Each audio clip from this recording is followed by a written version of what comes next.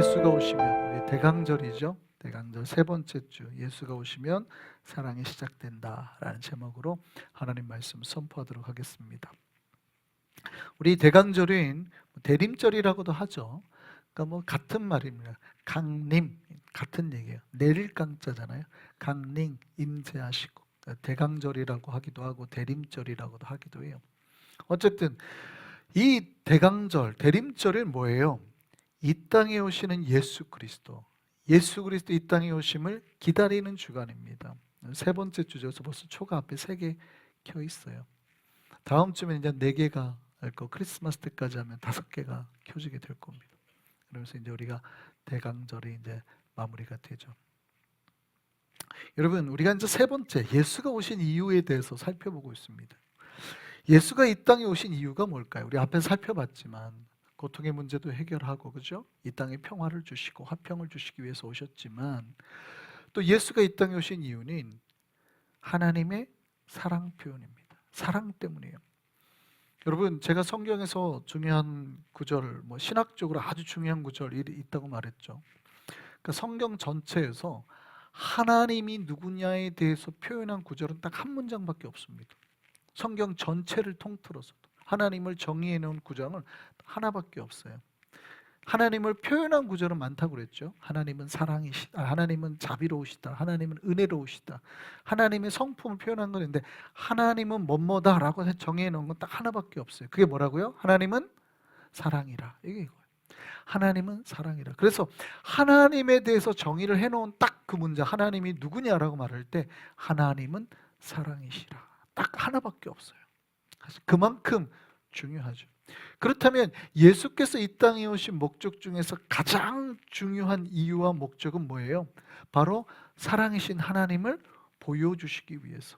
아무도 하나님이 사랑이라는 걸 알지 못했는데 그 하나님이 어떻게 우리를 사랑하시는지 보여주기 위해서 오셨다는 얘기예요. 여러분, 하나님은 당신 인간을 사랑한다고 말씀하셨습니다. 그런데 인간들은 하나님이 우리를 사랑하는지 알 수 있어요, 없어요? 잘 몰라요. 옛날에 우리가 신에 대해서 감각을 느낄 때, 신 하면은 두려움이 앞설까요? 사랑이 앞설까요? 옛날 신 하면 두려움이 앞서요, 대부분. 신 하면 무서워요. 잘못 보이면 크게 화난다, 혼난다, 이런 느낌이 강하지, 저 신이 나를 사랑한다, 이런 느낌이 적단 말이에요. 이게 인간들이 보통 신을 향해서 가지고 있는 마음입니다. 그러니까 인간들이 신을 생각할 때 따뜻하다 이것보다는 두렵다, 대부분 무섭다, 이 감정이 굉장히 강해요.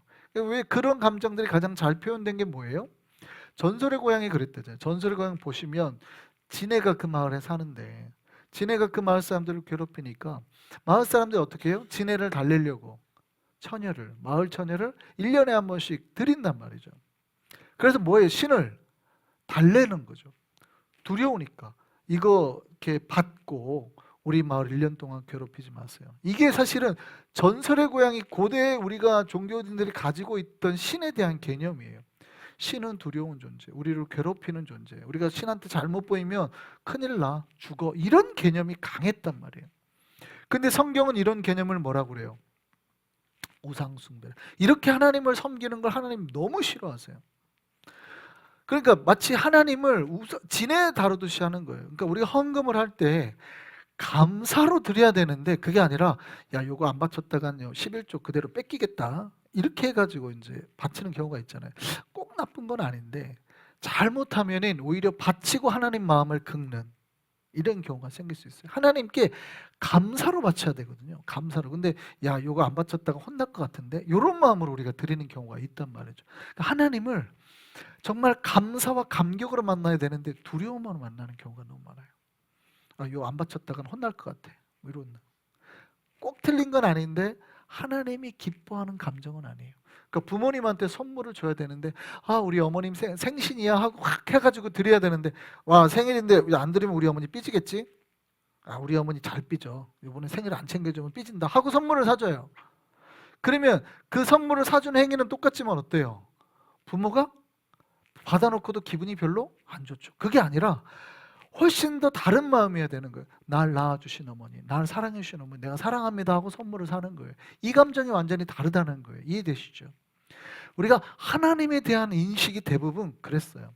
고대 사회 옛날에는 대부분 하나님 그러면 어떠냐면 무서웠어요. 야, 이거 똑바로 안 하면 이거 혼날 것 같은데. 이런 감정이 훨씬 많았단 말이에요. 그렇게 대부분 하나님을 믿고 살아갔단 말이죠. 근데 기독교는 그렇지 않죠. 기독교는 하나님께서 인간을 사랑하신다고 말씀하세요. 그러니까 하나님 자체가 그냥 사랑이라고 못 받고 있단 말이죠. 근데 그렇게 말씀하셨는데 인간들은 그렇게 말해도 믿어요, 못 믿어요? 잘 못 믿죠. 잘 못 믿어요. 그렇게 말을 해도 잘 못 믿어요. 그러니까 하나님께서 뭐라 그래요? 아버지께서 그러면 내 사랑을 표현하리라. 내 사랑을 너희에게 보여주리라 하고 보내신 이가 누구예요? 당신의 아들이신 예수 그리스도. 그래서 여러분이 교회 다니신다 그러면 꼭 외우는 성경 구절이 있잖아요. 요한복음 3장 16절. 뭐라고요? 하나님이 못 외우신 분들이 계실까 봐 준비했습니다. 보시죠. 시작. 세상을 이처럼 사랑하사. 하나님이 세상을 이처럼 사랑하셨다는 거예요. 이처럼 사랑의 표현을 보이셨는데 이처럼 하나님 사랑의 표현을 보이신 그 결과가 뭐예요? 그 다음에 시작. 독생자를 주셨으니 이는 그를 믿는 자마다 멸망하지 않고 영생을 얻게 하려 하십니다. 할렐루야. 예수 그리스도를 보내신 이유 자체가 하나님의 사랑 표현이라는 거예요. 하나님이 세상을 이렇게 사랑하셨어. 당신의 아들 예수 그리스도를 보내시고 그 예수를 믿는 자마다 멸망하지 않고 죽지 않고 망하지 않고 영생을 누리게 하려고 하는 거예요. 할렐루야. 그래서 하나님의 사랑 표현이라는 거예요. 그래서 우리가 비슷한 종교가 세 개 있잖아요. 유대교가 있고 이슬람교가 있고 우리 기독교가 있고. 그런데 그들의 유대교나 이슬람교는 어떻게 해요? 하나님을 어떻게 섬겨요? 약간 공포감을 가지고 되게 무서워하죠. 무서워한단 말이에요.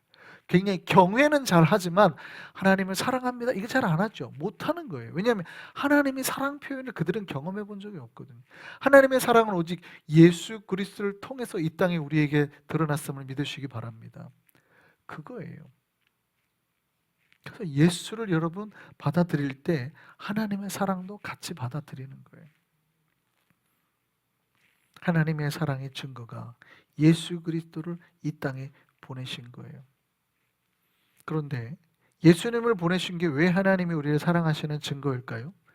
여러분 이제 크리스마스가 곧 다가오는데 예수님 오시는데 예수님을 선물로 주면 좋아요, 나빠요? 크리스마스 선물로 예수님이 선물이다 얘들아 예수님 받아라 그러면 좋아해요, 싫어해요? 차라리 그것보다는 조금 큰 선물 하나 주는 게 더 좋지 않아요?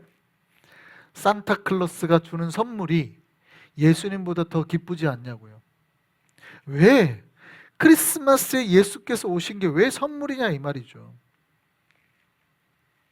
여러분 예수님이 좋으세요? 누가 용돈 한 500불 이렇게 주는 게 좋아요? 여러분 어느샌가 우리가 예수 그리스도가 하나님의 사랑이며 그 선물이라는 걸 잊어버리는 거예요. 크리스마스에 예수가 오심보다 뭐가 더 좋아요? 누가 선물 주는 게 더 기뻐지기 시작했단 말이죠. 물론 좋은 거예요. 선물 주는 건 좋은 거예요. 가족들끼리 선물을 준다거나 서로 나누는 건 당연히 좋은 거지만 크리스마스의 진짜 주인공이 누구고 크리스마스의 진짜 목적이 뭐예요? 하나님이 내가 너희를 이렇게 사랑한단다. 이게 목적이에요. 이게 목적. 그러니까 하나님 앞에 감사하고 하나님의 사랑을 다시 한번 경험하는 게 진짜 크리스마스의 의미라 이 말이죠. 할렐루야. 이거 진짜 크리스마스의 의미예요. 근데 어느샌가 크리스마스에 예수는 사라지고 산타클로스가 주인공이 돼요. 왜요? 선물이 좋으니까. 산타클로스는 선물을 주니까.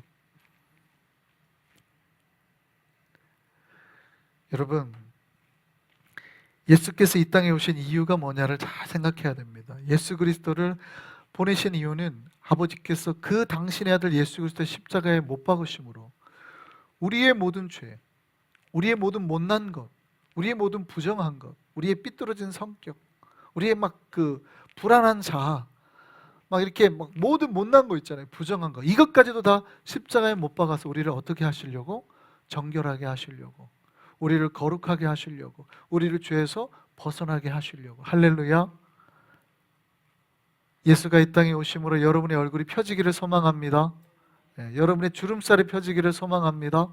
여러분의 마음의 주름도 펴지기를 소망합니다. 제가 그랬잖아요. 이게 얼마나 무거운지, 이게 진짜 추가 얼마나 무거운지, 야, 이 천하장사도 이거를 못 이겨내요. 이게 처지는 거를 못 이겨내요. 이게 마음이 무거우면 천하장사도 이거를 못 끌어올린다고요. 근데 예수는 여러분의 얼굴을 펴지게 할 줄 믿습니다. 환하게 할 줄 믿습니다. 그게 하나님을 만난, 예수를 만난 자들의 얼굴이에요. 십자가는 예수께서 당신이 우리를 사랑하신 그 사랑이 드러난 자리고, 아버지께서 예수를 보내서 우리를 사랑한다고 하셨던 그 사랑이 확증된 자리입니다. 아멘입니까? 그 아들을 우리를 위해서 십자가에 못 박으셨고, 그렇게 해서 우리가 모든 죄와 부정과 어려움에서 벗어나게 됐단 말이죠. 로마서 5장 8절 말씀 한번 보실까요? 로마서 5장 8절. 자, 같이 한번 읽어보겠습니다. 시작. 우리가 아직 죄인 되었을 때 그리스도께서 우리를 위하여 죽으심으로 하나님께서 우리에 대한 자기의 사랑을 확증하셨느니라. 할렐루야. 우리가 아직 죄인 되었을 때, 그 얘기는 우리가 아직 하나님을 알지도 못했을 때, 우리가 아직 예수가 누군지도 몰랐을 때라는 뜻이에요. 아직 내가 예수를 영접하지도 않았을 때인데 아버지께서 당신의 아들 예수 그리스도를 보내셔서 십자가에 죽게 하심으로 내 죄를 사하시고, 내 못난 거, 삐딱한 거, 문제된 거 다 십자가에 같이 못 박으시고 나를 당신의 자녀 삼아 주셨단 말이에요.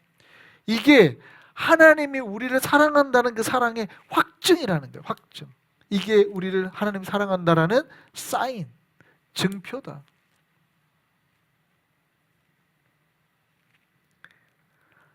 얼마나 우리를 사랑하시는지 예수께서, 아버지께서 몸소 보여주신 거란 말이죠. 우리가 그 사랑을 깨달을 수 있기를 소망합니다. 그래서 오늘 본문에 예수께서 우리에게 이제 그 사랑을 받은 자에 대해서 명령하신단 말이죠. 너희도 이제 뭐하라? 사랑하라. 내가 너희를 이렇게 사랑했잖니 너희도 서로 사랑하라. 우리가 서로 사랑할 수 있기를 바랍니다. 그런데 사람마다 사랑의 기준이 달라요. 그거 아세요? 사랑합니다 해놓고 사랑한다고 하지만 그 사랑에 대한 표현이나 기준이 다 다릅니다. 어떤 사람은 아내를 사랑할 때 어떻게 사랑해요? 내 목숨 정도는 내어줄 정도로 사랑하는 사람이 있고, 어떤 사람은 뭐까지는 줄 수 있어요? 한 1000불까지, 10,000불까지는 줄 수 있는데 10,000불 넘어가면 더 이상 못 주는 거죠. 이게 달라요. 사람마다 기준이 달라요. 어떤 아내가 그랬어요. 그 김창옥 씨 쇼에 나와서 상담을 하는데 저희 남편이 자기를 안 사랑하는 것 같대. 왜 그러냐 그랬더니 백화점이나 쇼핑을 가자 그러면, 시장을 가자 그러면 절대 못 가겠대. 그래요? 근데 그렇지 않을 것 같기도 한데 남자들은 또 안 그러는데 혹시 그래도 아내분을 사랑한다고 표현하지 않으세요? 그래도 그러니까요. 이런 말은 하더라고요. 자기를 위해서 한 방은 보여줄 수 있대. 만약에 신장이 필요하다, 내 신장 하나를 떼줄 수는 있겠대. 큰 걸로 한 방으로 쇼붙이자는 거예요. 근데 나하고 백화점은 가자고 하지 마. 이거는 못 가겠다. 남자들은 약간 그런 거 있죠. 그 여자분들이 아셔야 돼요. 그 여자분들은 잘 이해를 못 하는데 왜 백화점을 가자 그러면 남자들이 이렇게 싫어하는지 스트레스 지수를 진짜로 표현했는데, 남자들이 백화점에 있는 동안에 받는 스트레스가 전쟁터에서 총알이 날라올 때 받는 스트레스와 동일하다 그러죠. 이해를 안 되죠. 남자들이 받는 스트레스가 전쟁터, 이거 내가 과연 살 수 있을까? 내가 이거 어디서 생존해야 되지? 이 받는 스트레스와 동일 수치가 나왔대요. 물론 남자들이 그럴 때 가서 당신이 좋아하는 거 사, 그러면 확 떨어진다 그러죠. 자기가 좋아하는 거 살 때는 확 떨어진다 그래요. 근데 기본적으로 아내를 따라다니면서 계속 있는 동안의 수치가 전쟁터에서 생존의 스트레스를 받는데요. 그래서 요즘에는 막 백화점마다 보니까 쇼파도 있고, 요즘 백화점에는 그 게임 부스가 있더라고요. 남자들 들어가서 핸드폰 하면서 게임하라고, 진짜로 그런 거 있대요. 그게 이제 머리를 쓰는 거예요. 마케팅 플랜을 짜는, 작전을 짜는 거죠. 무슨 얘기냐면 내가 누군가를 사랑한다고 했는데 사람마다 사랑에 대한 기준이 다르다는 거예요. 어떻게 사랑하느냐. 어떤 사람은 아내를 사랑한다 그럴 때 뭘로 해요? 설거지를 해준단 말이죠. 어떤 사람은 아내를 사랑한다 할 때 꽃을 사준단 말이죠. 어떤 사람은 사랑해 뭐 이런 말을 해주는 사람이 있고, 어떤 사람은 1년에 그냥 아무 말도 안 하다가 그냥 무심결 길 가다 주웠어 하고 목걸이를, 비싼 목걸이 탁 내준단 말이에요. 어느 사람 감격하시는데 카가 벌써 나오는데 설거지 필요 없죠. 꽃 같은 건 필요 없죠. 사랑한다는 말도 필요 없죠. 아무 말도 안 하고 그냥 길 가다 주워왔다 받아라 딱 그죠? 비싼 목걸이 그죠? 그게 더 낫죠. 사람마다 사랑의 기준이 달라요. 어떤 사람은 꽃을 사다 줬더니 아내가 싫어하더래요. 어디서 이런 돈 낭비를 하냐고 싫어하더래요. 그리고 차라리 뭐예요? 그냥 아내가 일하는데 설거지를 해주는 게 더 좋더래요. 아니면 설거지도 귀찮대. 남편이 설거지하면 그렇게 싫어하는 여자들이 있대요. 왜냐면 설거지에는 막 밥알 붙어있고 막 이러니까 자기가 한대. 대신에 설거지하는데 뒤에 와서 쫙 안아줬더니 사랑이 그랬더니 확 풀리더라고요. 사람마다 다 다른 거예요.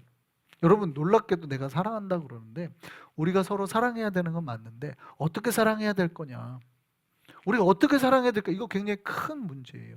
여러분이 우리가 교회 안에 분명히 하나님이 사랑으로 해서 우리가 서로 사랑해야 되는데 어떻게 사랑해야 될 거냐, 어떤 기준을 가지고 사랑해야 될 거냐, 이건 굉장히 중요하다는 거예요. 우리가 어떤 기준을 사랑해야 될까요? 잘 헷갈릴까 봐, 모를까 봐 아예 그냥 예수께서 기준을 정해 주셨어요. 그게 오늘 본문이에요. 뭐라고 그래요? 내가 너희를 사랑한 것 같이 너희도 서로 사랑하라. 할렐루야. 갑자기 부담되기 시작하죠. 그러니까 남편이 자기한테 1,000불짜리 목걸이를 사줬으면 나도 어떻게 해야 된다는 거, 이제 1,000불짜리를 갚아줘야 된다. 남편이 자기한테 만약에 10,000불짜리 다이아몬드 목걸이를 사줬으면 이제 나도 어떻게 얼마짜리로 갚아야 돼요? 10,000불짜리로 해줘야 되네. 갑자기 부담되죠. 자, 이제 우리가 사랑을 해야 되는데 예수께서 뭐라고 말씀하셨어요? 내가 너희를 사랑한 것 같이 너희도 서로 사랑해야 된다. 할렐루야. 예수께서 우리를 어떻게 사랑하셨어요? 십자가에서 못 박혀 죽을 때까지. 그러니까 예수가 죄가 없는데 억울하죠. 억울해. 내가 억울한데 끌려가죠. 근데 나를 때리고 나한테 침 뱉고 이런단 말이에요. 억울해요. 지금 내가 굉장히 억울해. 근데 십자가에 못 박혔는데 예수께서 뭐라고 그래요? 아버지, 저들의 죄를 사하여 주옵소서. 저들은 지금 자기가 무엇을 하는지도 모릅니다. 그리고 저들을 위해서 죽으신단 말이죠. 야, 나는 지금 억울해 죽겠는데, 난 지금 막 너무 화가 나는데 예수님이 우리를 그렇게 사랑하셨어요. 근데 예수님이 우리에게 주신 명령이 그거예요. 내가 너희를 사랑한 것 같이 너희도 서로 사랑하라. 이게 참 어렵단 말이죠. 차라리 1,000불짜리 다이아 받지 말걸. 그렇죠? 왜냐면 나는 없으니까. 그 얘기는 뭐냐면 이 말 속에는 내가 너희에게 나의 사랑을 채워주리라. 걱정하지 말아라. 너희의 사랑으로 사랑하는 게 아니라 주님의 사랑으로 사랑하게 하는 거예요. 하나님의 사랑을 내 안에 충만하게 주셔서 하나님의 사랑으로 우리가 서로 사랑하게 해준다는 거예요. 할렐루야. 여러분, 교회는 정말 다른 사람들이 모여있는 데입니다. 정말 다른 사람들. 생각도 다르고 문화도 다르고. 제가 수요 예배 때 말씀을 드렸어요. 교회는 각자 정말 다른 배경, 다른 생각, 다른 문화가 가진 사람들이 모인 곳이라고. 초대교회가 그랬다고요. 예수님의 제자들은 정말 다른 사람들이 모였어요. 언어도 달랐다고 그랬죠. 언어가 달라요. 예수님 당시 사람들은 주로 아람어를 쓰는데 다른 데서 이제 그 제사를 드리러 오는 디아스포라들, 흩어져 있던 사람들은 무슨 언어를 썼어요? 헬라어를 썼단 말이에요. 그러니까 안에는 히브리파 유대인, 헬라파 유대인, 우리말로 따지면 오늘날은 지금 영어권 아이들, 한국어권 사람들, 이게 섞여 있다는 얘기예요. 말이 잘 안 통한다는 얘기죠. 말이 통하긴 해도 같은 히브리어를 써도 그 사람들은 잘 모른다는 얘기죠. 뿐만이 아니라 거기에는 각종 다른 배경에 가진 사람들이 다 있어요. 예수님의 제자 중에서 자기 민족을 팔아먹었던 세리가 있어요. 그 세리 이름이 뭐예요? 마태. 여러분, 마태복음을 쓴 마태가 세리입니다. 세리. 세리니까 이 사람들은 자기 민족한테 돈을 10배씩 받았어. 그러니까 1불만 내면 되는데 10불을 받은 거예요. 100불 내야 되는 사람한테는 1000불씩 받은 거예요. 그리고 로마한테는 100불 내고 자기가 다 먹었어요. 그러니까 이 유대인들이 생각하기에 이 세리는 나쁜 놈 중에 나쁜 놈. 일본 옛날에 앞잡이 있죠, 앞잡이. 그렇게 생각을 했어요. 근데 마태가 예수님의 제자였어요. 근데 예수님의 제자 중에 누구도 있냐면 성경에 보면 열심당원인 사람이 있다고 그랬어요. 예수님의 제자 중에. 열심당은 뭐 하느냐면 젤롯이라고 하죠. 젤롯. 스타크래프트 하는 아이들은 알아요. 젤롯이라고 그래요. 젤롯. 칼 쓰는 사람이라는 뜻이에요. 원래 열심당, 칼 쓰는 자. 그러니까 암살자라는 뜻이에요.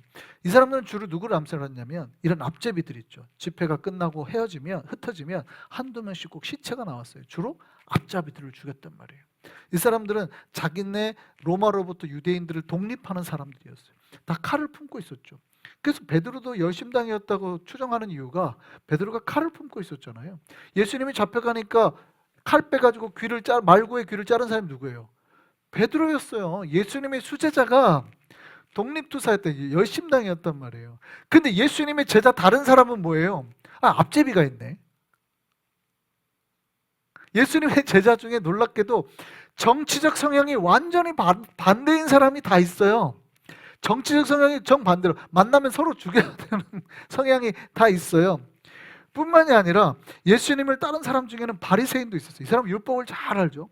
근데 어부들이나 무두장이는 이제 나중에 나오지만 가죽을 베끼는 사람이라. 그러니까 유대인들이 제일 싫어하는 게 뭐예요? 피 묻는 걸 제일 싫어요. 무두장이는 평생 피를 만지고 살아요. 그러니까 유대인들은 아예 무두장이를 가까이 가지도 않아요. 근데 나중에 베드로가 그 집 가서 산단 말이죠. 그러니까 예수를 따른 사람 중에 바리새인도 있었는데 율법사 중에 최종의 사람도 있었는데 바로 무두장이랄지 혹은 완전히 잘 모르는 어부 이런 사람도 있어요. 사회 최고의 부자인 엘리트인 산헤드린 공의회는 니고데모라는 사람도 있었고 사회의 최하층민인 몸을 팔아서 살아야 되는 창기도 있었어요. 예수님을 따르는 공동체 안에. 이해되세요? 언어도 달라, 문화도 달라, 생각도 달라, 돈도 달라, 정치적인 생각도 달라. 한국이 지금 뭐 대통령 문제 때문에 난리잖아요. 근데 대통령 탄핵해야 된다고 생각하는 사람이 몇 퍼센트래요, 한국이? 80에서 90%래요. 대부분 많이 탄핵해야 된다고 생각하는데요. 그런데 한 10에서 20%는 탄핵 반대라고 그러잖아요. 그럼 그 숫자를 그대로 우리가 대입을 하면 사회 구성원 중에 10명 중에 8명은 탄핵을 찬성하는 거고 2명은 반대를 한다는 뜻이에요. 그럼 우리 교회 숫자를 그대로 대입해보면 여기에서 똑같이 대입한다 그러면 여기에 8명은 찬성을 하고 나머지는 반대하는 사람이 있다는 거예요. 그렇죠? 그게 정상이라는 거예요. 이게 비정상이 아니라 이게 정상이라는 거예요. 그런데 놀랍게도 초대교회는 내가 다른 정치적인 색깔이 있다고 교회 안에서 베드로가 마태를 찔러 죽였어요? 놀랍게도 그런 사건이 하나도 없어요. 다르다고 해가지고 교회 안에 싸운 적이 없다고요. 왜요? 초대교회는 그런 거 하나도 안 봤어요. 오직 뭐만 봤어요? 성령 안에서 주님의 사랑 안에서 하나 됐다고요. 할렐루야. 이게 교회예요. 그들은 다 언어도 다르고 문화도 다르고 정치도 다르고 생각도 달랐지만 안 싸웠다고요. 다른 거는 다른 거지만 우리가 예수 안에서 하는 형제인데 한 자매인데 어떻게 싸울 수 있어요? 이해되세요? 다른 건 다른 거고 싸우지 않았다고요. 성령 안에 묶였기 때문에. 할렐루야. 사랑 안에 묶였기 때문에. 할렐루야. 다른 건 다른 거고 우리가 예수 안에 있는데 왜 갈등을 벌이는 거예요? 전혀 다른 거예요.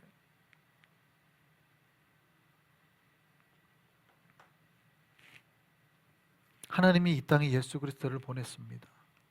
예수 그리스도를 보내서 뭘 하기를 원하셨을까요? 하나 되게 하셨어요. 요한복음에 보면 예수께서 죽기 직전에 마지막으로 하는 대제사장적 기도가 있습니다. 뭐라고 기도하냐면 아버지와 내가 하나인 것처럼 저들도 다 뭐가 되게 해주소서? 하나가 되게 해주소서. 이게 예수님 마지막 유언이에요. 유언 기도. 근데 우리가 생각해보면 어떻게 하나가 될 수 있을까? 이렇게 생각도 다르고 정치 성향도 다르고 뭐 돈 버는 것도 다르고 배운 것도 다르고 사는 게 다른데 그러니까 가난한 사람들은 그럴 거 아니에요. 너는 돈이 많으니까 그렇지. 너는 많이 배웠으니까 그렇지. 나는 내 인생이 이렇다. 막 이럴 거 아니에요. 근데 돈 있는 사람들은 야, 쟤는 몰라. 설명해줘도 모르고 쟤는 우리랑 같이 밥도 못 먹겠어. 우린 좀 비싼 거 먹고 싶은데 쟤는 자꾸 싼 거 먹지. 안 맞을 거 아니에요. 근데 초대교회는 그런 걸로 싸웠대요, 안 싸웠대요? 안 싸웠대요. 왜요? 성령 안에 하나 됐기 때문에. 하나님의 사랑 안에 하나 됐기 때문에. 할렐루야. 우리가 그 예수와 사랑 안에서 하나 되기를 소망합니다. 우리가 한성교회가 이 대강절 오시는 예수 그리스도를 다시 회복하고 만나서 정말 서로 사랑하는 교회 되기를 소망합니다. 기준이 뭐라고요? 내가 너희를 사랑한 것 같이. 예수께서 우리를 사랑하신 같이 우리도 서로 사랑하여서 우리 안에 그 사랑의 불꽃이 타오르는 교회 되기를 소망합니다.